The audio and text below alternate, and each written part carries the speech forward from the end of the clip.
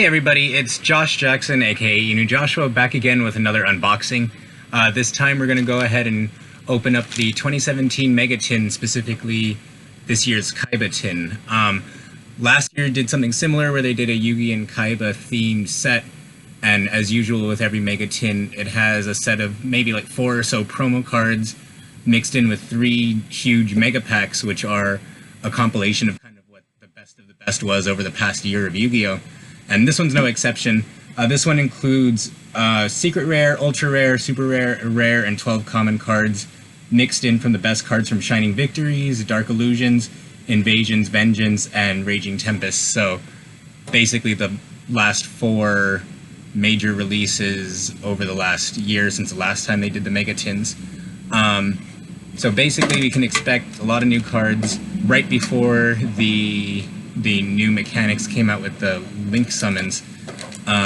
Specifically, we're going to go with Kaiba's set this time, which is going to have cards focused on his, so naturally we can't have Kaiba's trademark cards without mentioning the Blue Eyes White Dragon, this time in a Secret Rare variant. So I'm going to go ahead and open these up and start with the promos and see what we get. I do want to say thank you very much to the people at Konami for sending these review units out for early release so we can show these to you guys. So first, this is I think the second Blue Eyes White Dragon art design. There's been so many over the years, and I'm pretty sure I have all of them because before I was a huge Yu-Gi-Oh fan, I was always just a big Kaiba fan, so everything that I can get my hands on that had to do with Blue Eyes White Dragon or Kaiba, I made sure to get. This one's going to sit nicely in front of my collection. As you can see, it's a lot more glossy and shiny as all the previous versions of this particular artwork. Namely, since it is Secret Rare, it is going to have that extra shine to it. Let's see, next we've got Proxy Dragon, a Link monster. You can see it has the arrows on the right and left. 2 monsters. It needs 2 monsters to summon, and if a card you control would be destroyed by battle or a card effect, you can destroy one of your monsters this card points to instead. Alright. So next we've got Pot of Desires. Banish 10 cards from the top of your deck, face down, and draw 2 cards, and you can only activate it once per turn.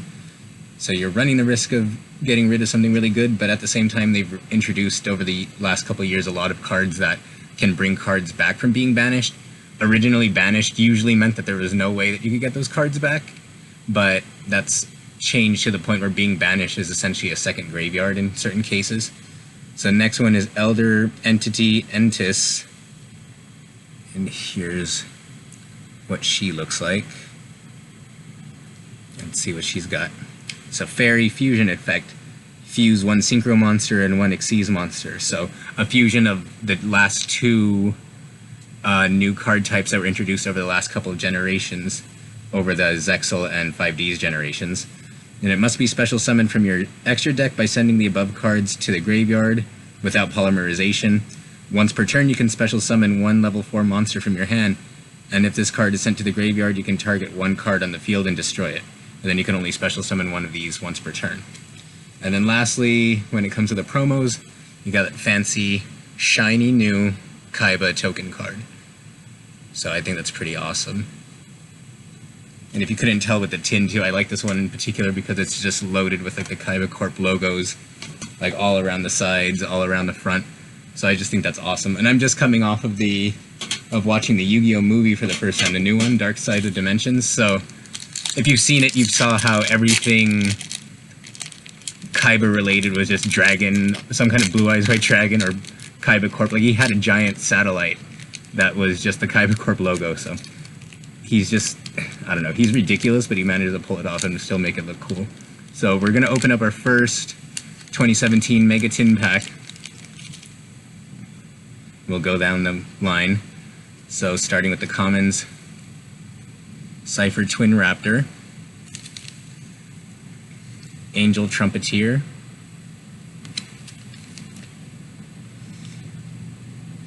Paleozoic Hallucigenia, I hope I said that right, There you go. Paleozoic Deinonychus. Again, I hope I'm saying that right. Another trap. Zodiac combo. Blackwing Gofu, the Vague Shadow. Which that was another thing over the last years. They started making new Blackwing cards, which were a popular archetype from the 5Ds era. Okay, so our first rare card, the Phantom Knight's Rank Up Magic Launch. Alright, and our secret rare starting off in a great way, the Blue Eyes Twin Burst Dragon, which I believe was from the movie packs, or if not from the movie packs, one of the other ones. But I know it came out around the time the movie did too, so let's see what it does. Dragon Fusion. 2 Blue Eyes White Dragons must be either fusion summoned or special summoned by sending the above monsters you control to the graveyard in case you cannot use polymerization, and it cannot be special summoned any other ways. Cannot be destroyed by battle, and this card can make up to 2 attacks on monsters per battle phase. At the end of the damage step, when this card attacks an opponent's monster, but the monster is not destroyed by battle, you can banish that opponent's monster. So basically, it has the power, same power as a Blue Eyes White Dragon, 3000 attack, 25 defense, but it can attack twice per turn, and not only that, but if it doesn't destroy the monster in battle, say for example, if it has an ability similar to its own where it can't be destroyed in battle, it'll end up being banished anyway. So one way or another, it's getting taken off the field. So, and you don't need polymerization if you control 2 Blue Eyes, so that's an incredible card, I think. So, Zodiac Tiger Mortar is the first ultra rare, and it's an Xyz monster. And just for time's sake, I'm only going to read the ultra rare and secret rare. But this card's a Beast Warrior Xyz effect. It needs 3 level 4 monsters. Once per turn, you can Xyz summon Zodiac Tiger Mortar by using 1 Zodiac monster you control with a different name as Xyz material. This card gains attack and defense equal to the attack and defense of all Zodiac monsters attached to its materials. Once per turn, you can detach 1 Xyz card, then target 1 Xyz monster you control and 1 Zodiac monster in your graveyard and attach that monster to that Xyz monster's Xyz material. So essentially, it's gaining attack strength based off of the amount of Xyz material you have attached to it, and it acts as a way to reload Xyz material to other monsters. So it only works within a Zodiac deck, since it pretty much will only work with those cards. But if you have a deck that'll work with it, or maybe some kind of a hybrid deck, it makes it so that your strongest Xyz won't lose their power. So, Tenmateti, I believe it is the next one. First rare of the set. Then back to the commons, we've got Cypher Mirror Knight, Red Mirror, Pendulum Hole, Performable Extra Slinger, and of course performables were pretty much the main archetype from the Arc V era, which just wrapped up. Then Digital Bug Centibit and Performable Flip Hippo. Alright, so that's the first pack down. Second one, we've got Cuban, different kind of Cuban than I'm used to seeing. Cypher Twin Raptor, Paleozoic Hallucigenia, second one. Rare Metal Foes Bemuger. However that said, I feel like I'm just saying everything wrong, but you know what, that's okay. So, Apprentice Piper, Symphonic Warrior Mycus, and then Metamorphormation, the first super rare of this set. Then Starving Venom Fusion Dragon is our secret rare from this set.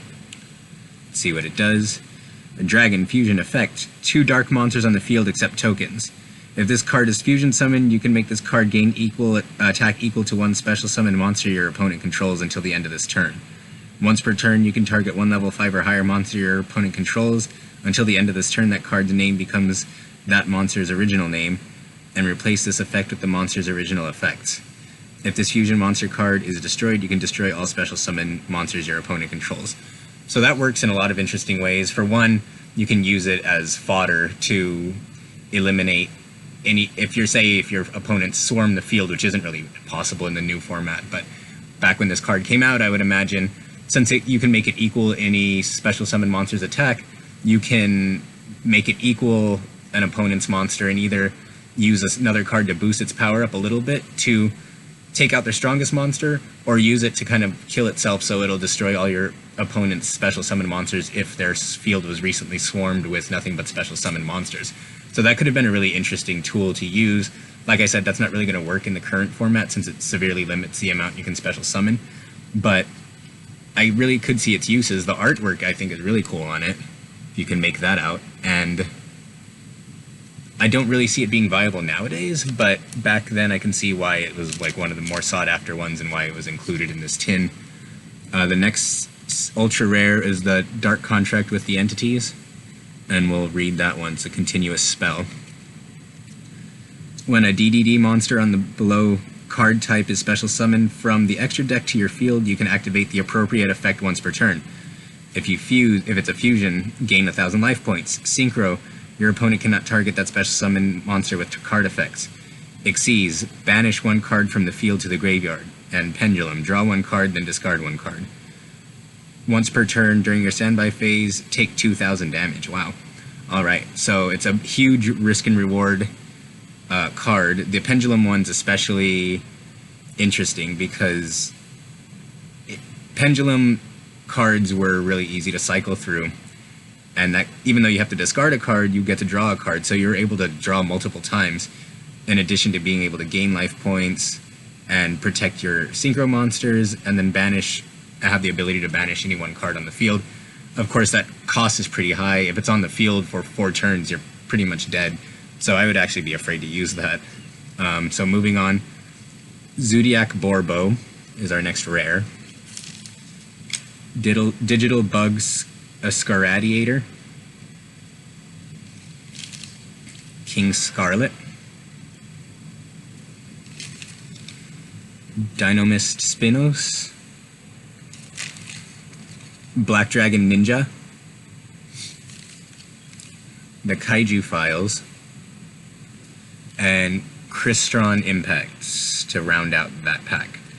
So we're moving on to our third and final pack. So far I'm happy with the dragons we got, especially the Blue Eyes, as you probably realize by now as much I've talked up all the Kaiba cards. But let's open the last one and hope that we get something great. Alright, so Metal Foes Auricalic is the first one, Fusion Monster. Double Cipher is the second one. Paleozoic Lincolia is the next one. Fairy Tale Sleeper. Scapegoasts. Alright, that sounds interesting. Even though it's common, I'm going to read it. Zombie, Flip, Tuner Effect. Flip. You can special summon any number of Black Sheep tokens. Attack 0, defense 0. Huh. That's cool. So it's kind of like a reverse sheep, scapegoat, I mean, which the reason I wanted to read it is because I was curious how it worked since it was such a staple in the old anime. Super Hippo Carnival. Alright, Magician of Dark Illusions, our first rare card in this set. Looks really cool, actually. Alright, our secret rare, last one for the set, Foolish Burial Goods, which looks like an offshoot of the classic Foolish Burial card. Let's see what that does. Send one spell or trap card from your deck to the graveyard. You can only activate this once per turn. So naturally there's certain cards you want in the graveyard because you can manipulate it better that way. Either you have a card that can pull from the graveyard so you can get what you need specifically faster. Some cards you might want in the graveyard for a variety of reasons. So I mean, that's what Foolish Burial was always good with, but that was always for monsters, but this time it's for spells and traps. So I don't know of as many strategies that would want you to put spells and traps in the graveyard as much as say a monster, but Like I mentioned, there are reasons to do so, and there might be even more that I might have missed, since, as mentioned in previous videos, I've kind of dropped out of Yu-Gi-Oh! For the last maybe 8 or 9 months, so there's, like I said, there could be something I'm missing, something I'm unaware of, but it has its uses. I just don't know if it's particularly viable, at least not as viable as the standard Foolish Burial. Alright, and our ultra rare, oh perfect, more blue eyes, White Stone of Ancients. Which looks gorgeous too. It almost looks like someone just uncovered the White Stone of Legend. Let's see what this does. Dragon Tuner effect, a tuner just like the original. Once per turn during the end phase, if this card is in the graveyard because it was sent there this turn, you can special summon one Blue Eyes monster from your deck. You can banish this card from your graveyard, then target one Blue Eyes monster in your graveyard, add it to your hand. You can only use this effect to the White Stone of Ancients once per turn. So yeah, that's really, really useful. Basically, if this card's sent to the graveyard, which you can just, since it's so weak, if it's attacked by almost anything, it's going to be sent away. So basically, you could special summon any monster with the name Blue Eyes in the deck. So nowadays, that doesn't just mean Blue Eyes White Dragon. I mean, of course, that's one that you're going to want, especially with the Twin Dragon that we mentioned earlier, that instantly gets one onto the field. You just need one more, and you could special summon without polymerization. And then its other effect, where you can take a card from the graveyard and add it to your hand. If you do have polymerization, that way, that cuts in half the amount that you need to be able to pull off that fusion. Not to mention the countless other fusions that have come out with Blue Eyes, so I'm very happy about that one. Fusion Parasite's the last rare in the set. And then wrapping up the last commons is Summon Gate, Blackwing Tornado, the Reverse Wind, Bad Aim, Finite Cards, Shino Bird Crane, and last, Raid Raptor, Avenge Vulture. So, that wraps up the first tin. So there, of course, there is another tin that focuses on Yugi's cards, so the first 5 promo cards will be different, but they draw from the same pool of cards when it comes to the packs that we just opened. I just fortunately lucked out and coincidentally got a bunch of Blue Eyes stuff in the Kaiba tin, so like I said, I'm pretty excited about that. We got some Dark Magician stuff, Performable, lots of new Xyz and fusions. See, and that's the great thing about these packs, is just that they have a little bit of everything. And so if you, say, missed on the last year of Yu-Gi-Oh! Or if you had bad luck with your pulls, these tins pretty much ensure that you're going to be getting some of the best stuff over the last year, which is why these tins are my favorite releases of the year. Not only because it guarantees you're going to get great cards, but if you can't always keep up, it's a fast, efficient way to kind of get caught up on what's been going on in the last year. So, anyway, that's the tin. If you want to go ahead and pick it up, it's coming out real soon. Make sure to like the video, subscribe to the channel. We're going to be doing a lot more of these. I'm also going to be doing more Let's Plays and that kind of stuff, so make sure to subscribe, check that out, and thanks again for watching.